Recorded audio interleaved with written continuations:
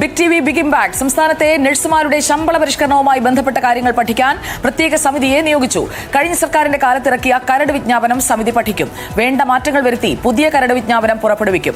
നിയമവിദഗ്ധരുമായും കൂടിയാലോചന നടത്തി പരമാവധി വേഗത്തിൽ ഉത്തരവിറക്കാനാണ് തൊഴിൽ വകുപ്പിന്റെ നീക്കം. വിവരങ്ങളുമായി ദൃശ്യ പുതിയടത്ത് നമുക്കൊപ്പം ചേരുകയാണ്. ദൃശ്യ പുതിയടത്ത്, സുപ്രഭാതം. നഴ്സുമാരുടെ കാര്യത്തിൽ പെട്ടെന്ന് ഈ ഫയൽ നീങ്ങുമോ എന്നതായിരുന്നു ഇന്നലെ നമുക്കുണ്ടായിരുന്ന ആശങ്ക. തീരുമാനം പ്രഖ്യാപിക്കാതെ ഇരുന്നപ്പോൾ പക്ഷേ ശമ്പള പരിഷ്കരണം പഠിക്കാനായിട്ടുള്ള സമിതിയുടെ കാര്യത്തിൽ വേഗത്തിൽ പോകാനല്ലേ തൊഴിൽ വകുപ്പിന്റെ നീക്കം? എന്തൊക്കെയാണ് വിവരങ്ങൾ?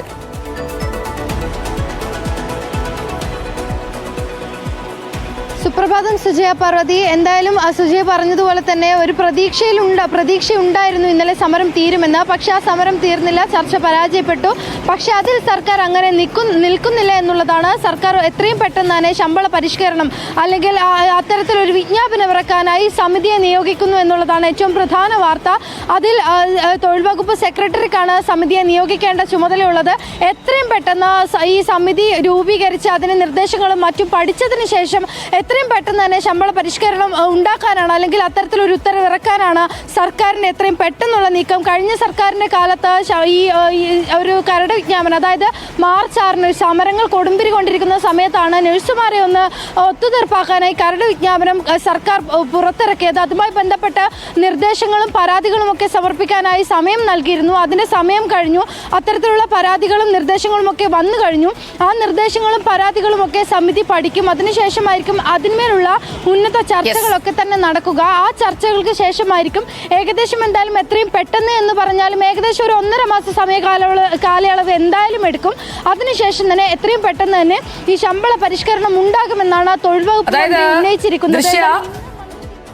ദൃശ്യ, അടിയന്തരമായി അല്ലെങ്കിൽ ഉടൻ, ഈ വാക്കുകൾക്കൊന്നും സമയപരിധിയില്ലല്ലോ. ഇതൊക്കെ കേൾക്കാൻ നല്ല സുഖമുണ്ട്. ശമ്പള പരിഷ്കരണം പഠിക്കാനുള്ള സമിതിക്ക് കൊടുത്തിരിക്കുന്ന കൃത്യമായ സമയം എത്രയാണ്? ഇത്ര ദിവസത്തിനകം റിപ്പോർട്ട് നൽകണം എന്നുള്ള ഒരു നിർദ്ദേശം എന്തുകൊണ്ട് നൽകുന്നില്ല? ഒരു സമിതിയെ നിയോഗിക്കുമ്പോൾ സമിതിക്ക് കിട്ടുന്ന സമയവും പ്രധാനമാണ്. അതുകൊണ്ട് ഓണമാകുമ്പോഴെങ്കിലും നഴ്സുമാർ ആഗ്രഹിക്കുന്ന രീതിയിലുള്ള ഒരു ശമ്പള പരിഷ്കരണത്തിലേക്ക് അവർക്ക് എത്താൻ സാധിക്കും.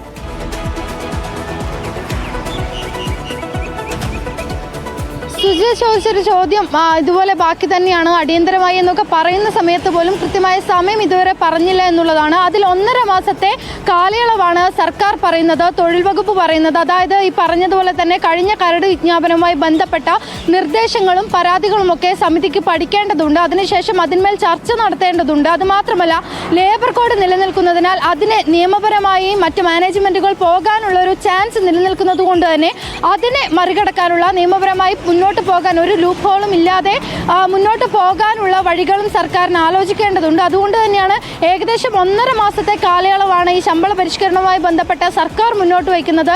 UNA പ്രതിനിധികളോട് പറഞ്ഞിരിക്കുന്നതും ആ ഒരു കാലയളവ് തന്നെയാണ്. ഇന്ന് കൃത്യമായി തൊഴിൽ വകുപ്പിലെ ഉന്നത ഉദ്യോഗസ്ഥരുമായി UNA പ്രതിനിധികൾ ചർച്ച നടത്തുന്നുണ്ട്. ആ ചർച്ചയ്ക്ക് ശേഷം സമിതി ഈ സുജി ഉന്നയിച്ച അതേ ആശങ്ക തന്നെയാണ് UNA പ്രതിനിധികൾക്കും ഉള്ളത്. അവർ ഈ ഒരു ആശങ്ക തൊഴിൽ വകുപ്പിനെ മുന്നോട്ടേക്ക് വയ്ക്കും. അതിനടുത്ത ദിവസം തന്നെ, അതായത് തൊട്ടടുത്ത ആഴ്ച തന്നെ വീണ്ടും യോഗം ചേരാൻ തീരുമാനിച്ചിട്ടുണ്ട്. അതുകൊണ്ട് തന്നെ ഉടനടി നടപടികളൊക്കെ വേഗത്തിലാക്കാനുള്ള നീക്കത്തിൽ തന്നെയാണ് തൊഴിൽ വകുപ്പ് ഉള്ളത്. നമുക്ക് ആ ഒരു പ്രതീക്ഷയിൽ തന്നെ എത്രയും പെട്ടെന്ന് തന്നെ ഇതിന്റെ ഒരു കൃത്യമായി, അതായത് ഇന്ന് തൊഴിൽ വകുപ്പിലെ ഉന്നത ഉദ്യോഗസ്ഥരുമായി UNA പ്രതിനിധികൾ ഉറപ്പാക്കൂ.